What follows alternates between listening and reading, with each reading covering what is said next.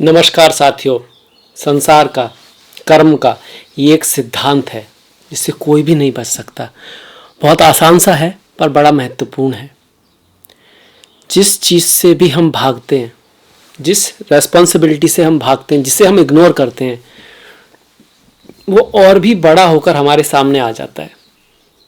अगर कोई व्यक्ति आलस्य है और वो कर्म को इग्नोर कर रहा है तो उसको बहुत ज़्यादा मेहनत करनी पड़ेगी। वो चीज़ और भी बड़ी होकर उसके सामने आएगी। अगर कोई पढ़ नहीं रहा है, लिख नहीं रहा है, ज्ञान अर्जित नहीं कर रहा है, उसको अवॉइड कर रहा है, आप देखोगे कि एक समय आएगा कि उसको डिग्री का जो समय बीत गया उसके बाद भी उसको पढ़ना पड़ेगा। अगर उसे कुछ करना है तो स्थिति ऐसी हो जाएगी कि जिससे भी हम भागते हैं ना, वो और बड़ा हमारे सामने होके आता ही आता है। इसलिए किसी भी चीज़ से कभी ना भागें और जो भी ज्ञान प्राप्त करें उसको जीवन में अपनाएं, क्योंकि उसको भी सुन के अगर आप अपना नहीं रहे तो आप उससे भी भाग रहे हैं। उसको फॉलो करें, उसको जीवन में आए, जीवन में लाएं, नहीं तो किताबों में रखा हुआ ज्ञान किस काम का। इसी ज्ञान के साथ हम शुरुआत करते हैं मकर राशि के लिए, जो बहुत ही महत्वपूर्ण महीना आ रहा है, जून का महीना।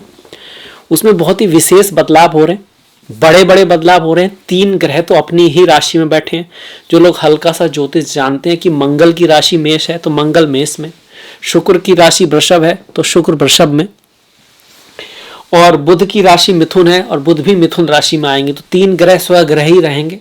तो बहुत ही विशेष महीना है और आपके लिए और भी ज्यादा हो जाता है, क्योंकि इनमें से शुक्र आपके योग कारक ग्रह हैं, बुध आपके भाग्य के स्वामी हैं।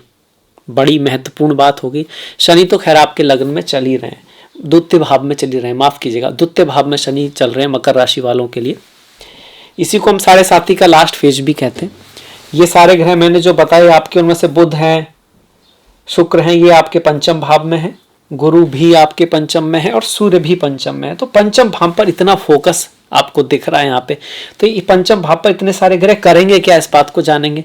हालांकि यहाँ बदलाव आएगा 15 तारीख के बाद। 15 के बाद सूर्य छठे में चले जाएंगे, बुध 14 को चले जाएंगे, शुक्र 12 को चले जाएंगे, पर लगभग महीने की शुरुआत में तो सारे ग्रह यही हैं पंचम में। ये बहुत महत्वपूर्ण रहेगा। चौथे भाव का स्वामी चौथे में, द्वितीय भाव का स्वामी द्वितीय में, राहु को तो आप जानते हैं तृतीय में है, और केतु आपका नवम में चल रहा है। अब रिजल्ट पे आते हैं। देखिए, जो भी भाव में बहुत सारे ग्रह आएंगे तो उससे संबंधित इवेंट होंगे। अच्छे इवेंट होंगे या बुरे इवेंट होंगे, इस बात पे डिपेंड करेगा कि भैया कौन से ग्रह वहां बैठे हैं। शुभ ग्रह बैठे हैं तो अच्छे रिजल्ट आएंगे, अशुभ ग्रह बैठे हैं तो उस भाव से संबंधित हमारे खराब रिजल्ट आएंगे। तो बुध कौन है, आपके भाग्य के स्वामी है। शुक्र कौन है, इसी भाव के स्वामी है। गुरु कहीं ना कहीं गोचर में शुभ होते हैं।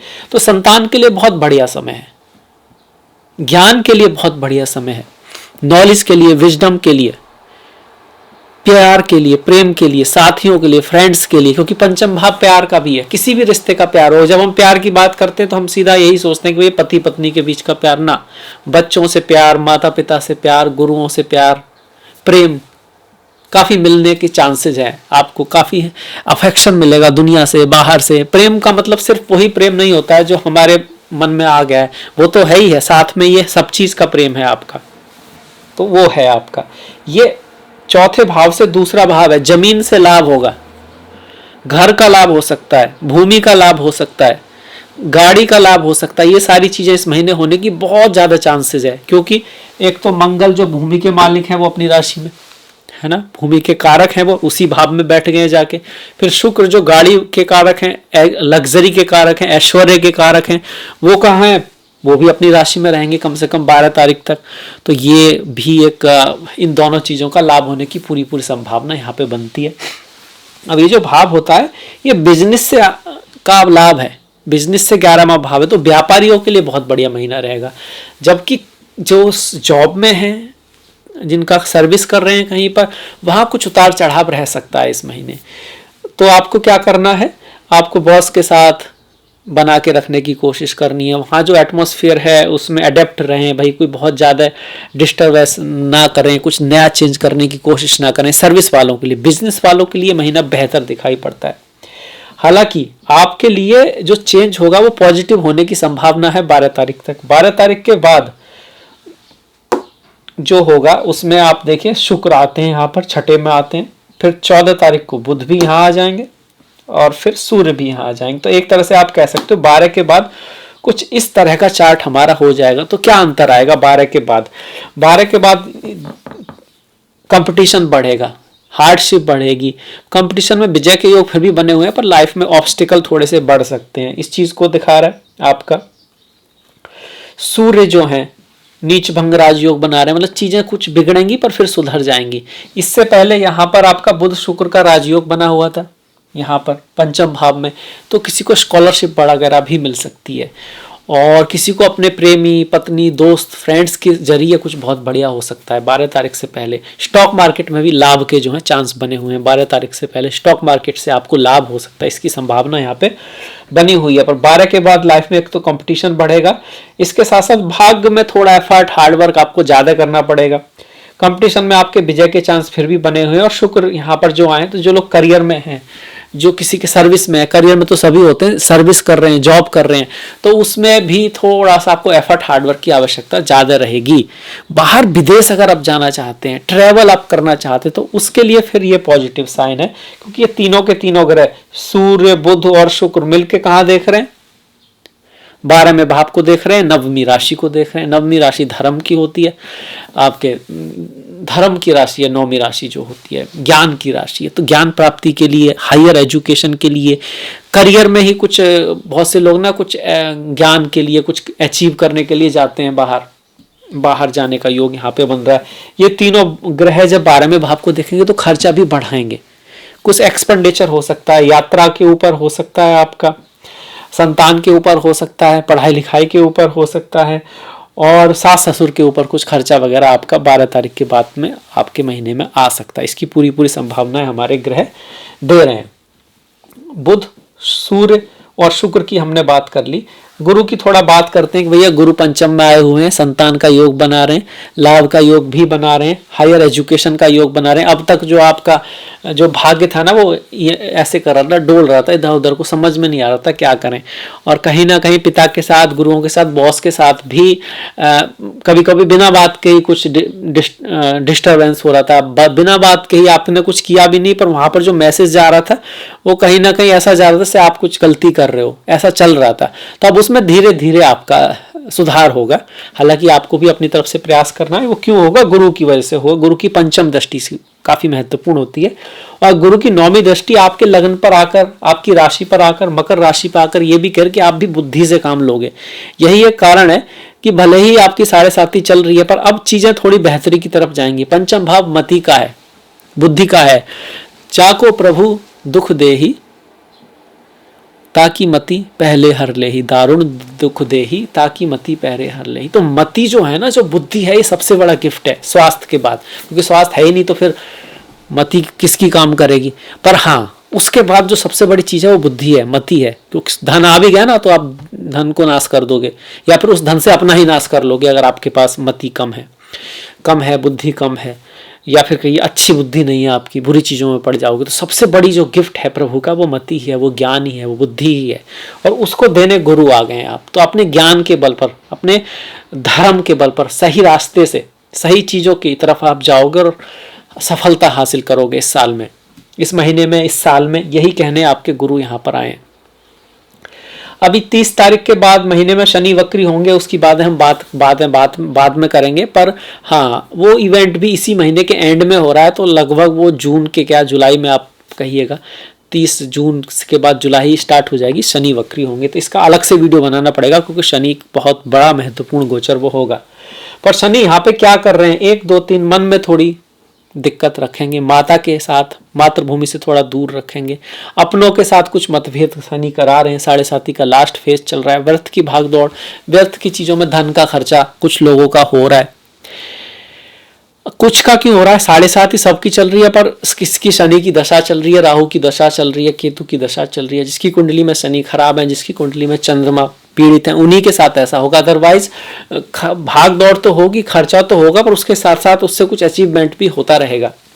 ऐसे ही शनि की अष्टम भाव पर दृष्टि आपके रिश्तों को, सास ससुर के साथ रिश्तों को, पति पत्नी के रिश्तों को भी इफेक्ट कर रही है, और आपके लाभ को, आपका पैसा फंसा हुआ है जो आ नहीं पा रहा है, कमा हुआ पैसा भी है वो दिख तो रहा है पर आप उसको यूज नहीं कर सकते, ऐसी कुछ सिचुएशन साढ़े साथी की वजह से चल रही है। जिन लोगों के शनि दिक्कत में है, प्रॉब्लम में है, जिनके सही है, प्रॉब्लम के साथ साथ उनका लाभ भी बढ़ रहा है, एफर्ट के साथ साथ वो कुछ सीख भी रहे हैं, इस तरह से है।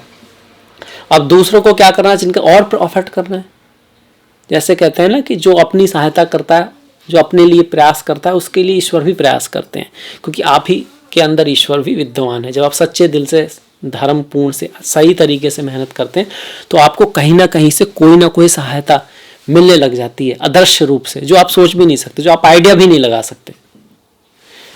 पर बस आपको अपने सही रास्ते पे रहना है, बस आपको अपने कर्म देखने हैं, दूसरों के कर्मों पे ज़्यादा ध्यान नहीं देना है, क्योंकि उतना ध्यान अगर अपने पे देंगे तो हम कहीं से कहीं पहुंच सकते हैं। ये शनि का हो गया। वैसे शनि की वजह से अगर आपको दिक्कत चल रही है तो सबसे पहले तो अपने माता पिता के साथ रिश्तों को सुधारें। अपने दादी नाना, आपका जो परिवार है, वृद्धों के लिए कुछ कर सकते हैं ज़रूर करें, बाकी बुजुर्गों के लिए भी कुछ करें। अपने ट्रेडिशन को अवश्य फॉलो करें। ट्रेडिशन जो है ना, ओल्ड जो चीज़ें होती हैं, एंटिक जो चीज़ें होती हैं, वो शनि दिखाते हैं।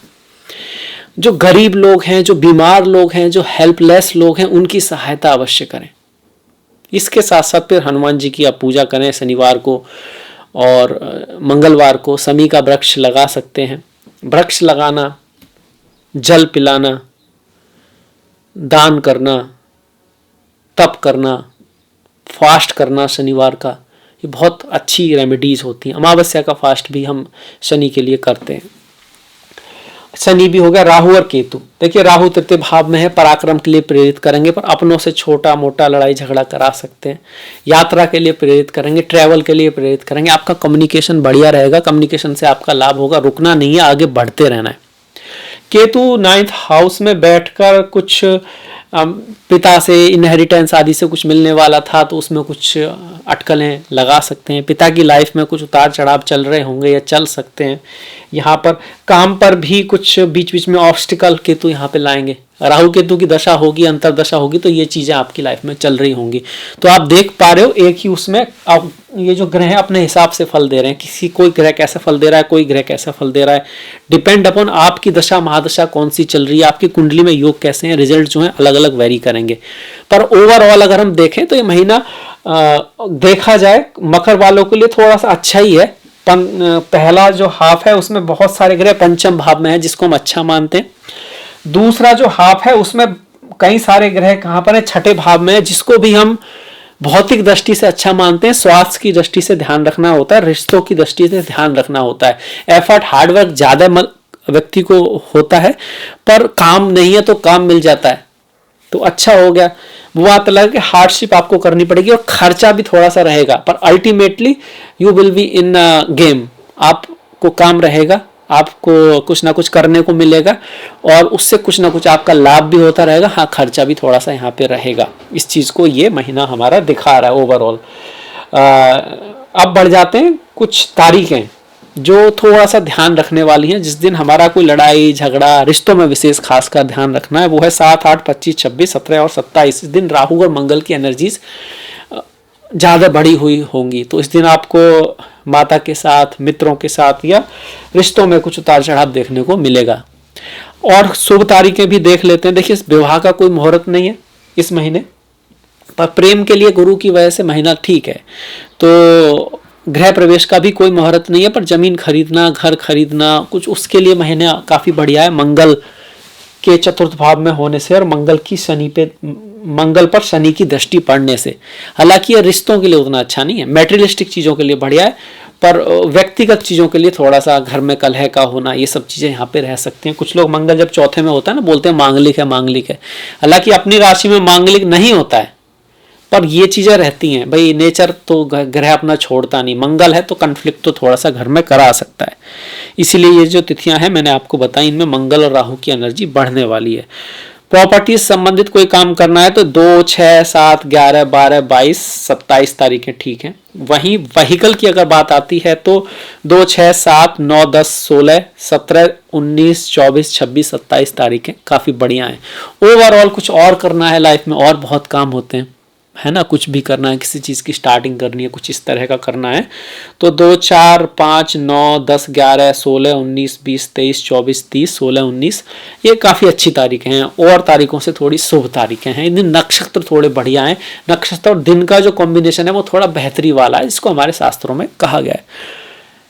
अब आप कहोगे कि भैया क्यों फॉलो करें, जो होना है वो तो हो गई। खाना खाना समय पे अच्छी बात है, हालांकि आयु निश्चित है ऐसा कहते हैं। तो कुछ नियम है जिनको हम फॉलो करते हैं, वो हमारे कर्म के अंतर्गत आते हैं। कर्मंडे वाधिकारस्ते मा फलेषु कदाचन। अपने अधिकार में सिर्फ कर्म ही है, अधिकार में तो कर्म ही है, रिजल्ट तो फिर भी प्रभु को ही देना है। तो हम कर्म पे फोकस कर रहे हैं, जो समय हमारे शास्त्रों के अनुसार शुभ है हम उस पर करने की कोशिश करते हैं, बाकी रिजल्ट जो प्रभु के हाथ में हो सो हो। अब आ जाते हैं अपने व्रत के ऊपर, फास्ट के ऊपर, संस्कृति के ऊपर। संस्कृति और फास्ट एक ही बात है, त्योहार एक ही बात है। यही त्योहार किसी भी कंट्री के, किसी भी रेस के त्योहार, फास्ट उसकी संस्कृति को बताते हैं। ये बताते हैं कि हमारे पूर्वज, हमारे पितर, हमारे जो ऋषि मुनि हैं उनका क्या फोकस रहा होगा, क्या वो हमको सिखाना चाहते थे। वही हमारे त्योहार और व्रत उनमें झलकता है। इससे आप अपनी संस्कृति को भी जान सकते हो। कोई दूसरा आपको बताए कि भैया आपकी ना संस्कृति तो वैसी नहीं है जैसी हमारी है, हमारी बढ़िया है, हमारी थोड़ी सुप्रीम है, तो आप अपने फास्टों पे जाओ, अपनी संस्कृति पर जाओ, सीखो वहाँ पे हम क्या, कैसी सीख हमको दी जा रही थी, क्या हमें वहाँ मिल रहा है देखने को, और आप समझ जाओगे कि वो सही कह रहा है या गलत कह रहा है। तो अपरा एकादशी है 2 तारीख की, 18 को है निर्जला एकादशी। फास्ट रखना होता है। फास्ट का मतलब खुद को जीतना, मन को जीतना। मन में कि फिर कर्म इंद्रियां हैं, उसके थ्रू व्यक्ति अपने पूरे, जिसको बोलते हैं ना, जिसने खुद को जीत लिया उसने संसार को जीत लिया। हम अपने ऊपर कंट्रोल करना, सिर्फ खाना ना खाना व्रत नहीं है, फास्ट नहीं है। कर्म, क्रोध, लोभ, मोह, ईर्षा, अहंकार, इनको समझ पाना, इनको देखोगे तो समझोगे तो फिर इसकी वृत्ति को भी समझोगे कि भाई ये चीज़ हमारे लिए कैसे, उसी हिसाब से फिर आप उसको कंट्रोल करना भी सीखोगे, और बहुत हेल्पफुल होगा आपको लाइफ में सक्सेस में प्राप्त करने के लिए, चाहे वो किसी भी फील्ड में हो। ज्येष्ठ अमावस्या 6 तारीख की, 22 को है ज्येष्ठा पूर्णिमा। अमावस्या को जब चंद्रमा दिखते नहीं है, पूर्णिमा जब चंद्रमा पूर्णतः दिखते हैं। दोनों को ही पितरों से जोड़ा गया है, दोनों ही बहुत ही महत्वपूर्ण है। फास्ट करना दोनों को ही दिन अच्छा होता है, हालांकि थोड़ा थोड़ा अंतर है। अमावस्या को नॉर्मली हम लोग कोई कुंडली में दोष होता है तब फास्ट पितरों के लिए, और पूर्णिमा चंद्रमा थोड़ा आपका कमजोर है, ज्ञान अर्जन के लिए और आपका धन के लिए हम पूर्णिमा का फास्ट करते हैं। 3 और 19 का प्रदोष व्रत, ओम नमः शिवाय। 4 तारीख की शिवरात्रि, चिदानंद रूपा शिवोहम शिवोहम। 24 की संकष्टी और 14 की संक्रांति है। तो ये हुए हमारे त्योहार। मुझे आशा है आपको वीडियो अच्छा लगा होगा, तो शेयर ज़रूर कीजिएगा, आलस से मत कीजिएगा शेयर करने में। अगर आप करना चाहें तो लाइक कर सकते हैं। सब्सक्राइब नहीं किया है तो अगर आपको ज्योतिष में इंटरेस्ट है तो सब्सक्राइब अवश्य करें। आपसे मुलाकात होगी नेक्स्ट वीडियो में, तब तक के लिए अपना ख्याल रखें, अपनों का ख्याल रखें। नमस्कार, धन्यवाद।